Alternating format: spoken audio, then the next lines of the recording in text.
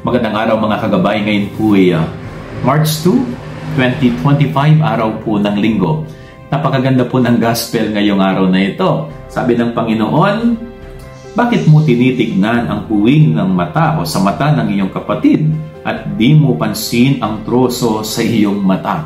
Ito po tungkol sa mga tao mahilig pumuna ng pagkakamali ng iba na piling nila sa kanilang sarili ay perpekto sila. Kaya ito po'y napakagandang paalala sa atin, no? Na bago mo titignan ang kahinaan at imperfection ng iyong kapwa-tao, tignan mo muna yung sarili mo. No? Huwag basta puna ng puna, huwag basta husga ng husga. So tignan mo muna ang iyong sarili. Suriin mo muna ang iyong sarili.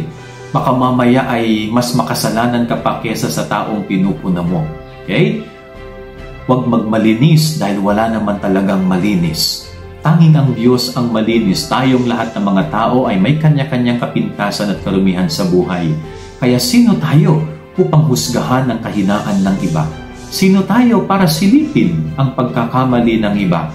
Instead na sana'y hinuhusgahan natin sila, dapat sana'y tinutulungan natin sila na makabangon mula sa kanilang pagkukulang at kahinaan. Yan ang ating gabay araling maghapon. God bless po sa inyo lahat. Pagpalain kayo ng Panginoon.